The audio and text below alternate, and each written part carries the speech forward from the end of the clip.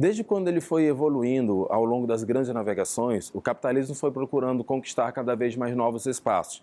Entrando nesses espaços, busca por especiarias, riquezas, matérias-primas e, portanto, gerando cada vez mais impactos ao meio ambiente. Só que naquela época, esses impactos eram mais, como é que eu vou dizer, amenizados. Afinal de contas, você estava explorando outros territórios e não havia uma logística global como a que nós temos hoje. Mas quando nós observamos que o capitalismo ele foi passando por uma fase comercial, industrial, financeira, até chegarmos onde estamos no século XXI, você observa um leque cada vez maior de impactos. É como se a nossa sociedade ela precisasse cada vez mais explorar novas regiões, retirando determinados recursos e, com isso, agravando cada vez mais as situações. É praticamente inevitável sobrevivermos no planeta sem gerarmos algum tipo de modificação. Porém, fazemos isso numa escala cada vez mais intensa e gerando problemas cada vez maiores e muitas vezes irreversíveis. Foi ao longo dessa história que a humanidade ela foi trazendo cada vez mais problemas e menos soluções. Ao longo do século XX, essas ideias foram atingindo um nível cada vez mais insuportável, obrigando à necessidade de novas medidas, de novas soluções para lidar com esses problemas. Isso tudo começa a acontecer principalmente após a Segunda Guerra Mundial.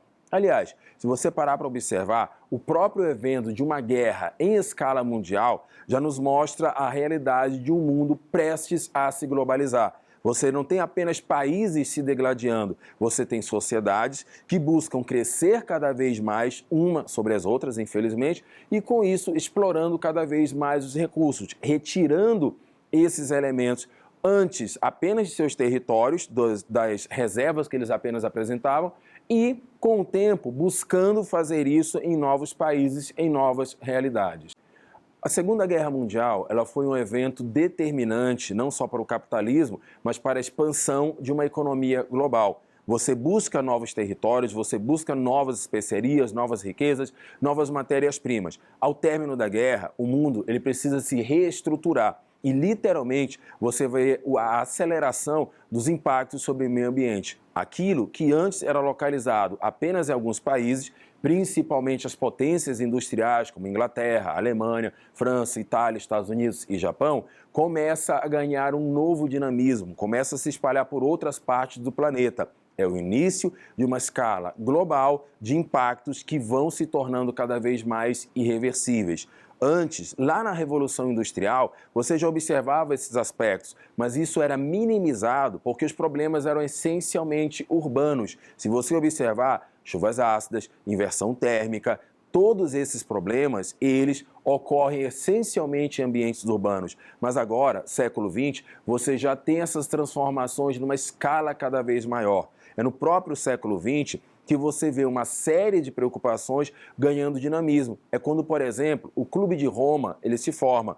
Um conjunto de empresários, de pesquisadores, de cientistas envolvidos com a temática ambiental, procurando ligar um sinal de alerta para os eventos que estavam acontecendo e se tornariam cada vez mais impactantes. Uma das melhores maneiras de se fazer isso é o desenvolvimento de pesquisas que mostrassem aos líderes mundiais, que mostrassem aos empresários as consequências das suas ações. Foi nesse processo que o Clube de Roma começa a ganhar cada vez mais destaque, usando da sua influência para mostrar às autoridades as possibilidades negativas que o mundo estaria a enfrentar, ao mesmo tempo em que buscam financiar pesquisas para embasar os seus argumentos, para mostrar exatamente aquilo que estaria a acontecer. Um desses parâmetros realizados pelo Clube de Roma foi a elaboração do relatório Meadows, uma pesquisa feita durante 2 a 3 anos em que eles encontram elementos para mostrar que o mundo ele estaria à beira de um colapso. O nome do relatório, na verdade, se chamava Os Limites para o Crescimento, uma alusão ao caráter mais negativo, até meio que obscuro, que o mundo estaria por enfrentar. Meadows é uma alusão ao sobrenome da pesquisadora responsável pela realização, pela condução da pesquisa. No relatório, você tem mais ou menos os seguintes pontos. O mundo, nos próximos 30 anos, afinal de contas, ele foi elaborado por volta da década de 60, ele entraria num colapso irreversível. onde você encontraria um colapso demográfico, pela população estar crescendo cada vez mais, um colapso urbano, pela população estar ocupando cada vez mais as áreas urbanas e elas crescendo de uma forma desenfreada, um colapso agrário, afinal de contas, com mais pessoas no planeta e ocupando espaços urbanos, havia necessidade de você gerar um volume maior de alimentos para essa população. Um colapso energético, afinal de contas, a sociedade cada vez mais urbana, cada vez mais industrializada, precisava de matrizes energéticas que dispusessem um potencial cada vez maior para essa sociedade. E, principalmente, a preocupação de onde seriam liberados, seriam descarregados todo o fruto desse desenvolvimento, o lixo, o material acumulado através da produção capitalista. Aliás, uma das características do capitalismo é o que eu chamo de tríade: maior produção, maior consumo e maior desperdício. O relatório, ele acabava por trazer essa realidade meio que chocante, mas altamente esclarecedora. Foi o suficiente para convocar a primeira conferência para tratar desse tema. Assim, em junho de 1972, mais de 100 países se reuniram na capital da Suécia, em Estocolmo, para chamar a atenção ao debate. Em Estocolmo, você observa que os diferentes países reúnem-se em prol de uma mesma temática. Foi literalmente a primeira vez em que você vê tantos países debatendo sobre um único tema sem um conflito mais diretamente relacionado. Embora a conferência tenha sido marcada pela indecisão. Afinal de contas, ninguém chegou a um consenso do que fazer para minimizar os danos.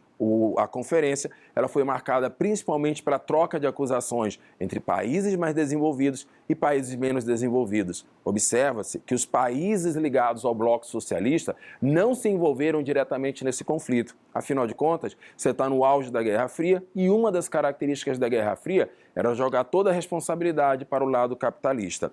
Passadas duas décadas, a conferência realizada no Rio de Janeiro, também conhecida como Eco 92 ou a Cúpula da Terra, ela representou o principal avanço para o debate ambiental. Até porque já estávamos na década de 90, o mundo não mais apresentava os riscos de uma guerra nuclear, mas representava um novo passo, uma necessidade de um novo andamento para o debate ambiental. Assim, a Eco 92 ela abriu espaço para que se engrandecesse, melhorasse o debate e novos temas fossem acrescentados. Hoje, passados 25 anos, mais de 25 anos, aliás, da realização da conferência, o mundo ele ganhou novos debates, ele ganhou novas preocupações. O que na década de 90 do século XX era visto apenas como uma utopia, hoje apresenta sinais, apresenta aspectos cada vez mais realistas. E essa foi a nossa aula de hoje.